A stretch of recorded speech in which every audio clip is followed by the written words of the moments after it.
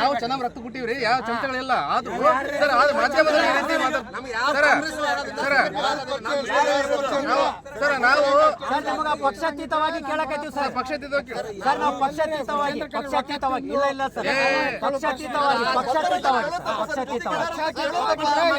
ಅದೇ ನಿಮ್ಮ ನಿರ್ಧಾರ ಏನ್ ಸರ್ ನೆಕ್ಸ್ಟ್ ಅಂತ?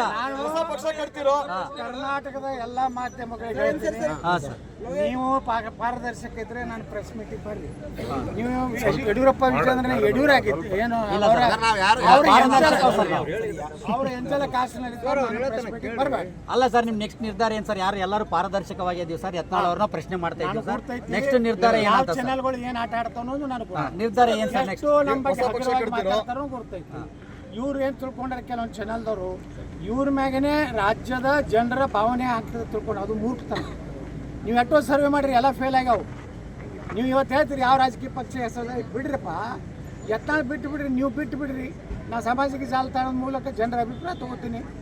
ಅಲ್ಲಿ ನಮ್ಮ ಯುವಕರು ಹಿಂದೂಗಳು ಇವತ್ತು BJP ಏನಾಗಿದೆ ಅಂದರೆ ಹಿಂದೂಗಳ ಪರವಾಗಿಲ್ಲ, ಎಲ್ಲ ಅಡ್ಜಸ್ಟ್ಮೆಂಟು ಕಾಂಗ್ರೆಸ್ ಜೊತೆಗೆ. ಯಾಕಂದರೆ ಯಡಿಯೂರಪ್ಪ ಮತ್ತು ಅವನ ಮಗಂದು ಸಾಕಷ್ಟು ಹಗರಣದವು, ಪೋಕ್ಸೋ ಹಗರಣದ. ಇವತ್ತೇ ರಾಜ್ಯ ಸರ್ಕಾರ ಕೋರ್ಟ್ನಲ್ಲಿ ಸರಿಯಾಗಿ ವಾದ ಮಾಡಿದ್ರೆ ಯಡಿಯೂರಪ್ಪ ಜೈಲಿಗೆ ಹೋಗ್ತಾನೆ. ಸಾವಿರಾರು ಕೋಟಿ ರೂಪಾಯಿ ಲೂಟಿ ಮಾಡಿದ್ದಾನೆ. ಅವರು ಹಣ ಕೊಟ್ಟು ಕೆಲವೊಂದು ಮಂದಿ ಖರೀದಿ ಮಾಡಿರ್ಬೋದು. ಆದರೆ ಒಂದು ಮಾತು ಹೇಳ್ತೀನಿ, ನಾನು ಇಡೀ ರಾಜ್ಯ ಸುತ್ತೀನಿ, ಎಲ್ಲ ರಾಜ್ಯದ ಜನರ ಅಭಿಪ್ರಾಯ ತಗೋತೀನಿ. ಈ ರಾಜ್ಯದಲ್ಲಿ ಹಿಂದೂ ಪರವಾಗಿ, ಈ ರಾಜ್ಯದ ಮುಂದಿನ ಭವಿಷ್ಯ, ನೀರಾವರಿ ಯೋಜನೆಗಳಾಗ್ತಾ ಇಲ್ಲ. ಬರೀ ಗ್ಯಾರಂಟಿ ಕೊಟ್ಟರೆ ಗ್ಯಾರಂಟಿದಿಂದ ಜನರ ಕೊನೆಯವರೆಗೆ ಬರೋದಲ್ಲ.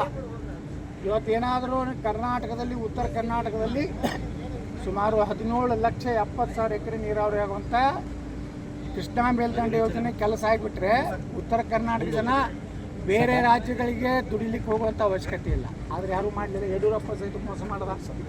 ನಮಗೆ ಬಿಜಾಪುರನಲ್ಲಿ ಭಾಷಣ ಮಾಡಿದ್ದೆ, 25,000 ಕೋಟಿ ಕೊಡ್ತೀವಿ ನಾವು ಮುಖ್ಯಮಂತ್ರಿ ಆದ, 2,500 ಕೋಟಿ ಕೊಡಲಿಲ್ಲ. ಇದೇ ಗೋವಿಂದ ಕಾರಜೋಳರಿಗೆ ಕೇಳಿ, ಭಾಳ ಅವರ ಅಭಿಮಾನಿಗಳಿದ್ದಾರೆ. ನೀವೇ ನೀರಾವರಿ ಮಂತ್ರಿ ಇದ್ರಿ, ಎಷ್ಟು ಕೋಟಿ ಖರ್ಚು ಮಾಡಿದ್ರಿ ನಮ್ಮ ಕೃಷ್ಣಾ ಮೇಲ್ದಂಡೆ ಯೋಜನೆಗೆ? ಈ ರೀತಿ ವೀರಶೈವ ಲಿಂಗಾಯತರಿಗೆ ಮೀಸಲಾತಿಯನ್ನು ತಪ್ಪಿಸೋದೇ ಯಡಿಯೂರಪ್ಪ ವಿಜಯೇಂದ್ರ.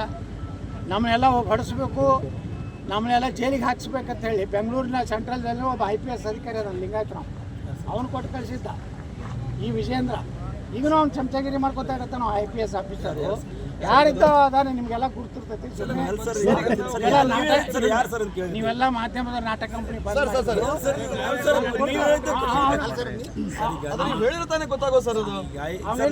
ತಾಜಾ ಸುದ್ದಿಗಳಿಗಾಗಿ ಶೇರ್ ಮಾಡಿ, ಸಬ್ಸ್ಕ್ರೈಬ್ ಮಾಡಿ, ಫಾಲೋ ಮಾಡಿ. AIN ನ್ಯೂಸ್ ಕನ್ನಡ, ವರದಿ ನಮ್ಮದು, ನಿರ್ಧಾರ ನಿಮ್ಮದು.